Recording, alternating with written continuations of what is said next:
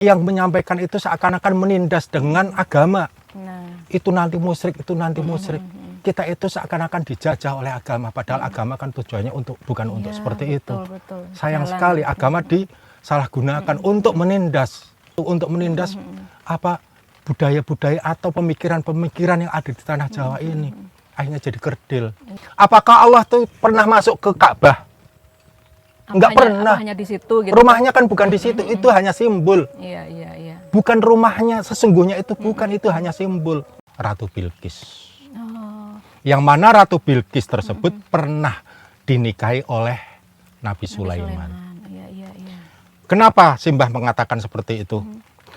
Karena Ratu Bilqis itu berada di negeri Sabah. Sekarang sudah berganti namanya, yaitu Wonosobo atau Wanasaba, yang berada di Jawa Tengah. Iya.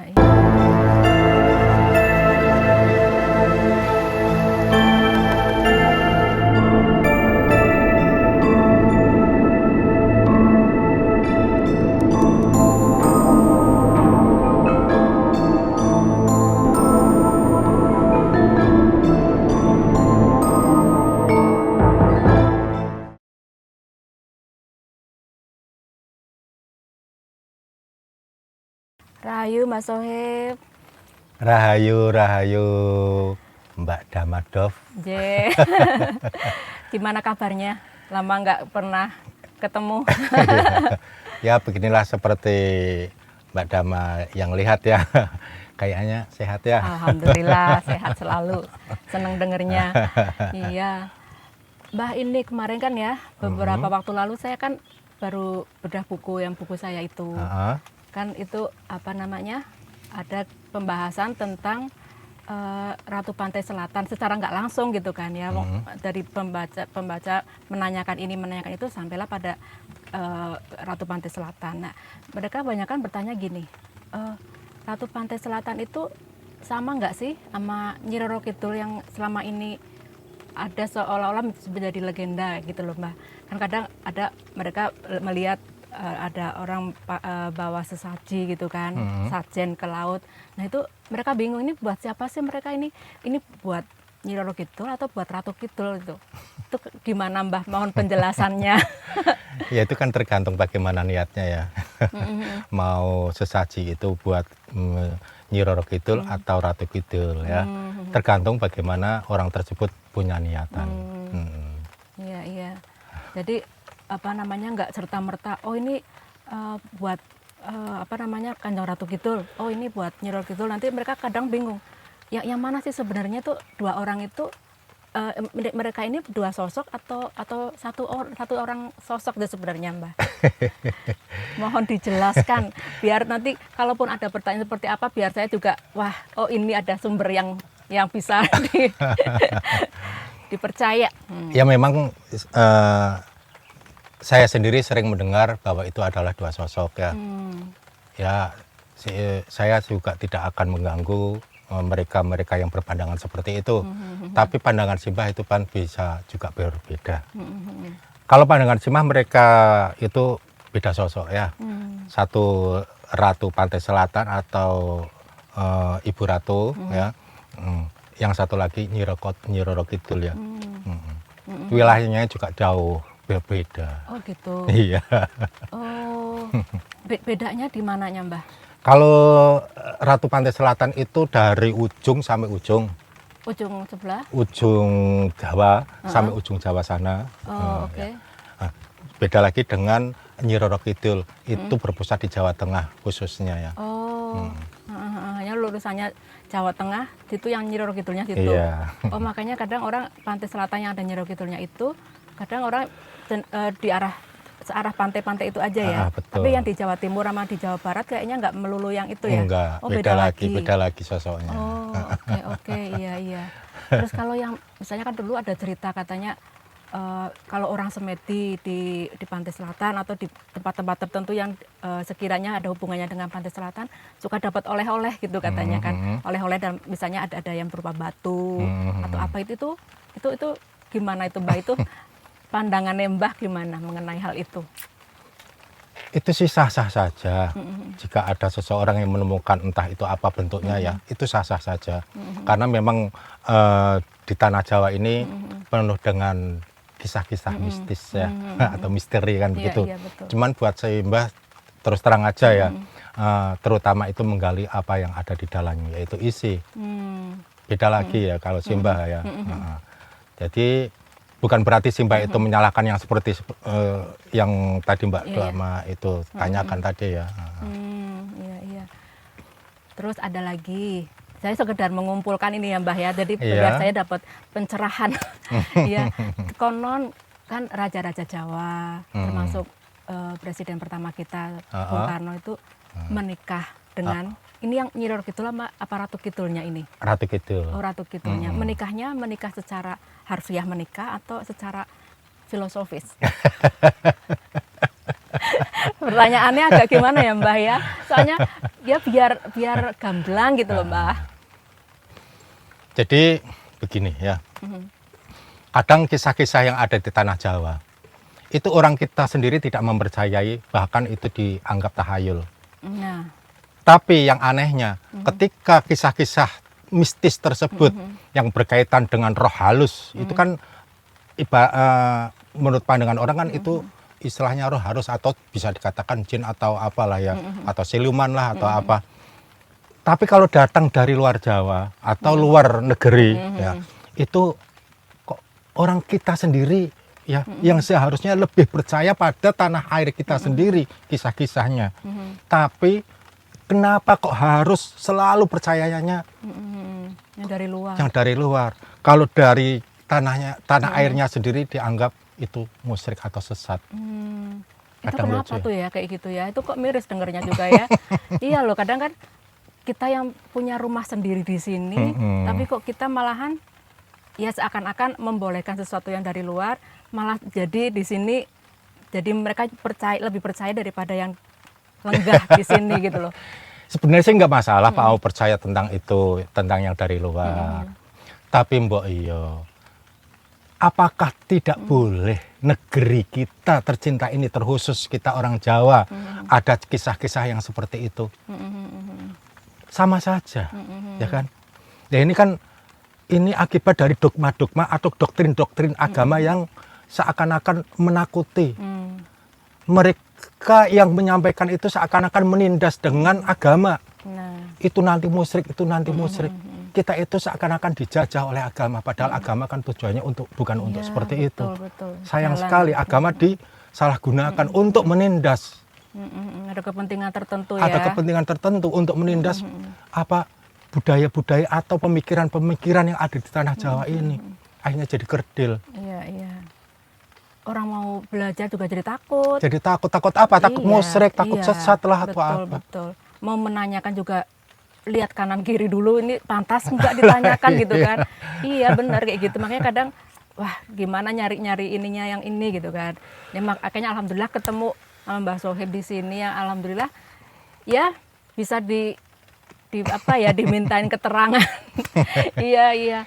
Seperti itu Mbak. Kadang kita itu mau belajar di mana ya, mau menanyakan kemana ya. Kadang buku-buku sejarah yang ada pun sangat beragam, pendapatnya A, pendapat B, semuanya berbeda. Nanti kita mau belajar juga, wah yang sebelah mana nih ya gitu kan.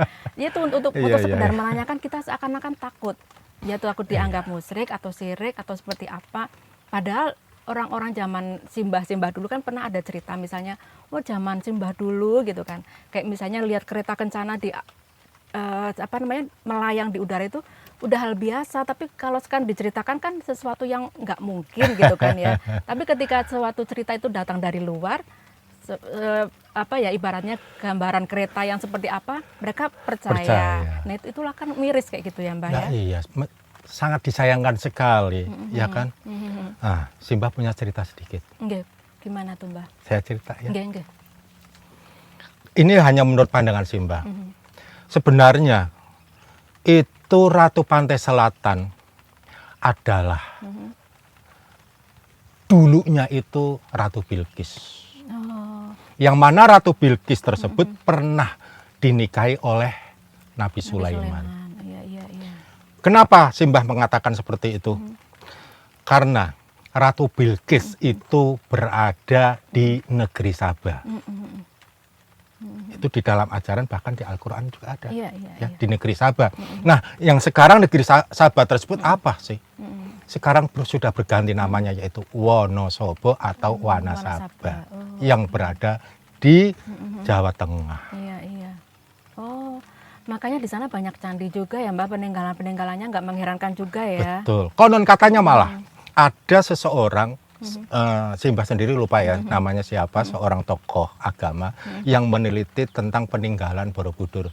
Ternyata orang tersebut setelah meneliti bahwa Borobudur itu adalah peninggalan dari Nabi Sulaiman. Iya. Dan beberapa pahatan di sana stupa-stupa yang ada juga gambar di itu penggambarannya juga ada yang tongkat Nabi Daud segala macam ada di situ juga. Begitu. Ya. Iya. Cuman kan orang kita ketakutan. Ini kan agamanya beda. Nah, kan beda zaman. Itu kan hanya sebagai media. Seperti halnya sekarang ini menghadap ke kiblat sana. Itu kan hanya benda. Tapi pun itu hanya media. Bukan itu penyembahannya, itu bukan itu. Tapi itu ada istilahnya media atau ada makna filosofinya yang perlu kita gali. Kan begitu. Nggak berhenti di situ aja. Nggak berhenti Kalau berhenti di situ aja ya masing-masing jadi beda kelihatannya ya. Iya. Padahal satunya semuanya menuju kemananya, kita semua harusnya menggali ke situ, nggak sekedar kulit-kulitnya aja ya Mbak. Seperti halnya saya tanya, kalau sholat menghadap kemana? Ya selama ini menghadap ke kiblat gitu kan. Yang berbentuk Ka'bah begitu toh. Itu sama juga, itu kan benda. Padahal Mbak Dama sendiri kan bukan menyembah Ka'bah toh. Iya. Sama halnya orang-orang dahulu ketika menghadap ke patung atau apa, itu makna, bukan patungnya yang disembah, itu bukan. Makna yang terkandung di dalamnya. Itu hanya sebuah media. Iya. Benar tuh Mbak. Leres tuh seperti itu. Kalau berhenti di situ nanti jadinya apa ya, kita menyembah sosok ya, padahal kan Tuhan bukan sosok ya. Nah itu gimana tuh Mbak? Sebenarnya itu kan hanya gambaran-gambaran yang diciptakan oleh leluhur ya. Bagaimana cara menggali? Sekarang kita menggali dengan agama ya, kita sendiri aja lah ya. Karena Mbak Dama sendiri kan Muslim ya. Jadi begini, ketika Mbak Dama itu sholat menghadap ke Ka'bah, Baitullah, apakah Allah tuh pernah masuk ke Ka'bah? Enggak pernah. Hanya di situ gitu. Rumahnya kan bukan di situ, itu hanya simbol. Iya. Bukan rumahnya sesungguhnya, itu bukan, itu hanya simbol. Yang mana di situ ada Hajar Aswad yang dulu pernah buat sanepo, kalau orang Jawa mengatakan saneponya Nabi Ibrahim, bahwa itu adalah kewanitaan. Yang mana di dalamnya ada siapa? Itu hanya sebuah simbol yang perlu digali. Karena itu adalah Baitullah atau rumah Allah, ya kan? Berarti seakan-akan Allah ada di dalamnya. Kita berkiblat ke sana. Berkiblat, nah berkiblat pun kan itu penerjemahannya atau pendalamannya kan luas, bukan di situ saja. Kalau hanya menyembah itu ngadep ke sana, tidak menggali makna, maksud tujuan diciptakan Ka'bah itu seperti apa? Itu mentah. Iya benar. Itu simbolik kayak gitu, simbol perempuan kan harusnya, kenapa simbolnya perempuan? Berarti simbol seorang ibu gitu kan. Betul. Seorang feminim, dari segi feminisnya di situ kan ya, perempuannya, kelembutannya, ngayomi, pengasuh, merawat gitu kan di situnya. Iya tuh harusnya, kenapa nggak digali ke situ ya Mbak ya? Kenapa berhenti di situ, kayak tadi yang kita awal bicara tentang Ratu Selatan itu juga kan merupakan simbol seorang perempuan yang ngayomi, yang menjaga. Betul. Karena setiap makhluk kan ada penjaganya ya Mbak. Betul. Itu dieksplor Mbak, gimana Mbak? Pengen tahu nih jadinya. Ya itu nggak berhenti cuma sekedar ini ya ini, itu nanti ini, nggak sekedar menuding ini salah ini benar, tapi kita ngerti, paham, ada tunungnya tuh. Jadi ada ini ya. Manggolnya tuh benar. Mereka yang menuding-nuding itu salah karena perjalanannya tidak jauh ya. Jalan-jalannya kurang jauh. Seperti kata dalam tempurung. Iya. Coba pelajari tanpa harus mencari yang mana yang salah. Kalau mau mencari kebenaran itu jangan fanatik dulu. Ini salah, ini benar. Tidak boleh begitu. Itu hanya seakan-akan kita terkungkung dengan akal pikiran kita sendiri. pembenaran jadinya nanti ya. Iya, kan begitu. Jadi coba kebenarannya itu seperti apa? Iya, Cobalah jalan-jalan. Iya. Berarti kalau mau sinau mau belajar itu ya dikosongkan dulu isi cangkire Betul. gitu kan. Yang udah terisi terus kita amalkan, kita berbuat sebanyak-banyaknya kebaikan-kebaikan itu kita kosongkan cangkir, kita isi lagi kan gitu kan. Ya kadang kita belum sempat nyicipi airnya itu udah keburu ngomong, wah ini nggak boleh, akhirnya koclak kan. Iya. Sebenarnya Simbah mau menceritakan atau menyampaikan lebih panjang dan lebih dalam ya. Cuman terkadang kok nanti ada penistaan lah ya kan seperti itu. Coba saya tanya ya. Ini agak sensitif juga ya. Coba itu Hajar Aswad itu berbentuk seperti apa, ya kan? Iya. Kenapa kok harus orang menciumnya? Seakan-akan kan mau biar masuk ke dalamnya untuk bertemu dengan siapa kan gitu. Iya. Nah, di dalam itu ada siapa kan begitu. Itu kan gambaran-gambaran yang perlu kita gali. Iya. Kan gitu ya. Berhenti sampai di situ ya ibaratnya itu. Iya kan itu kan sebuah kelahiran berasal dari situ, ibaratnya itu tempat pertemuan maskulin feminim ya di situ. Ibaratnya awal kehidupan dari situ, karena itu kita harus menghormati asal usul. Ya kan, asal usulnya di mana kita junjung dhuwur tuh harus kita kita hormati, kita respect ke itu gitu kan. Jadi sebenarnya luas sekali ya Mbak yang belum semuanya terekspos katakanlah gitu. Ini sedikit ada kelupaan tadi tentang pertanyaan Mbak Damadov ya, yang tentang Bapak Presiden kita. Oh iya. Yang apa tadi? Apakah pernikahannya itu menikah secara jasmani ya gitu, atau secara simbolik atau secara filosofis aja, penggabungan maskulin dan feminim itu. Simbah nggak mengatakan itu nikah secara harfiah ya. Nikah secara nyata ya. Tapi Simbah hanya menggali makna sajalah ya. Daripada nanti jadi ini ya, jadi masalah ya. Iya. Gimana tuh? Jadi gini, yang dimaksudkan itu pemimpin-pemimpin di tanah Jawa khususnya atau Nusantara ini itu harus ahli spiritual atau harus paham semuanya itu ya, tentang spiritual Jawa ya. Tanpa spiritual Jawa maka tidak akan kuat menghadapi tantangan-tantangan. Karena apa? Digambarkan Ratu Pantai Selatan itu kan ada di laut selatan kan, yang begitu ombaknya besar ya, ombaknya yang sampai segitunya dahsyat sekali. Itu berarti kan harus bisa tegak berdiri, seperti halnya Ratu Pantai Selatan sendiri menguasai di sana. Apalagi suaminya, berarti kan harus lebih dari itu, harus mampu menghadapi tantangan-tantangan. Dan ternyata yang memimpin Nusantara ini kan orang-orang Jawa. Iya, benar. Karena apa? Identik dengan spiritual. Nah itu spiritual Jawa itu gimana tuh Mbah? Bedanya dengan spiritual yang lainnya. Kenapa spiritual Jawa? Kenapa harus kembali ke Jawa itu gimana Mbah? Jadi gini ya, Simbah tidak menyalahkan spiritual dimanapun juga, ya. Karena kita berdua ini khususnya ya kan ya, kita orang Jawa tentu kan mempelajarinya tentang Jawa.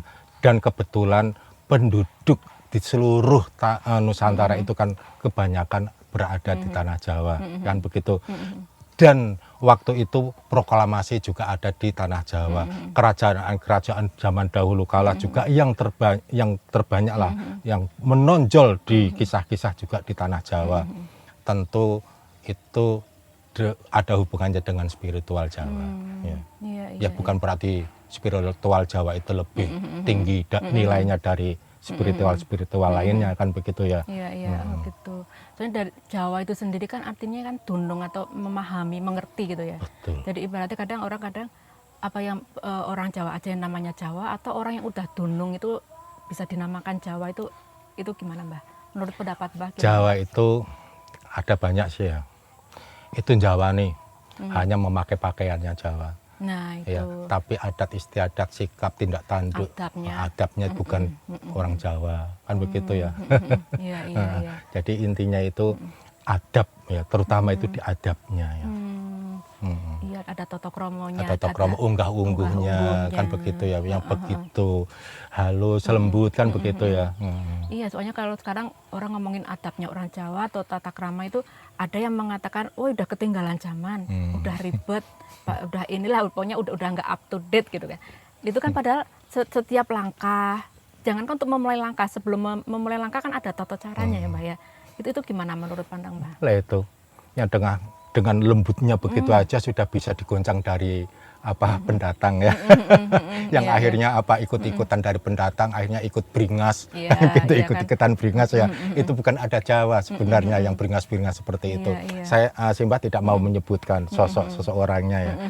Yang jelas, jadi budaya atau adat istiadat, tata kromo, tindak tanduk, karakternya itu harus menjawani, benar-benar menjawani, bukan hanya sekedar pakaian atau bahasanya saja. Enggak sekedar kulit ya. Enggak sekedar kulit. Ibaratnya yang untuk bisa mencapai pemahaman seperti itu, dulu Rasulullah juga harus menyepi di Gua Hiro. Betul sekali. Itu kan berarti bukan di tempat ramai yang seperti apa, yang kasar, yang bengis, yang seperti apa kan enggak. Ya, iya, betul.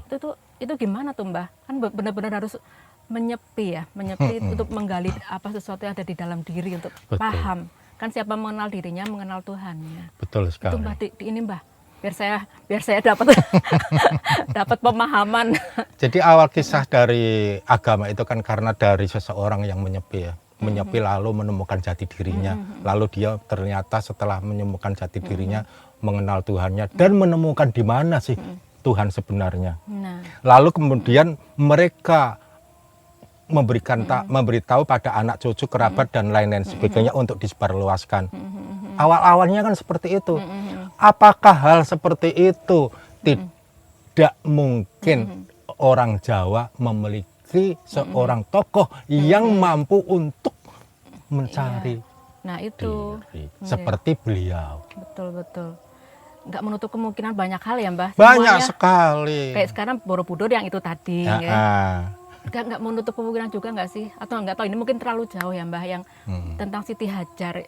Siti kan itu kan tanah ya. Siti, kenapa? Itu kan dari bahasa Jawa nggak sih Mbah? Sebenarnya itu namanya kan bukan Siti Hajar ya. Siti itu kan kalau orang luar Indonesia mungkin tidak mengatakan Siti. Siti itu kan bahasa Jawa, artinya kan tanah ya. Iya, Langge. Namanya kan Hajar. Hajar,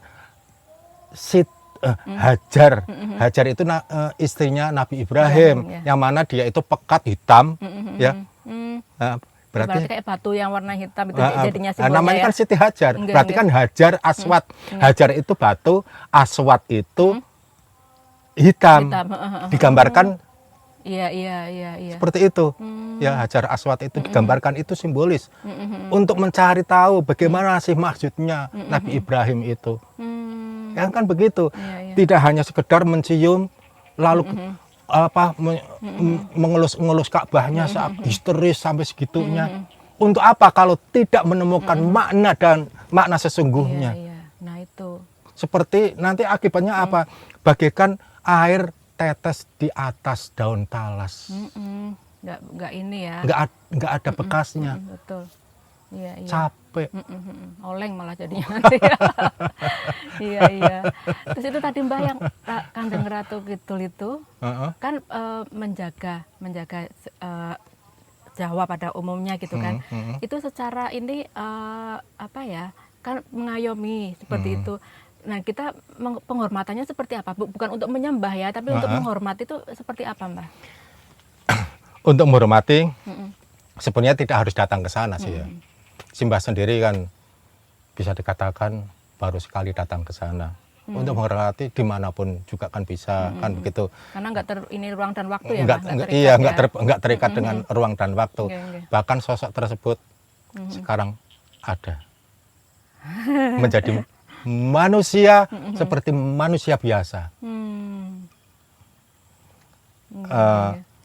Ada, tidak jauh dari sini. Oh iya. Waduh. Nanti kapan waktu tak kula nuwun. Cuman kan itu kalau disampaikan ini nanti jadi bingung Mbak Dama. Iya, itu malah kok sosoknya ada sekarang kan gitu. Enggak. Jangan-jangan malah pernah ketemu tapi enggak nge. Kalau waktunya mungkin. Waktu atau suatu saat nanti akan ketemu. Insya Allah. Waduh Mbah, matur nuwun sangat ini. Terima kasih sekali. Semuanya sudah diwedar dengan demikian gamblang. Nanti kalau misalnya ada yang nanya, jadi saya nggak harus meditasi lama-lama nyari itu wangsit. Tadi kan awal pertanyaan Mbak Dama kan tentang membuka bedah buku. Emang iya. nulis? Enggak, Mbak.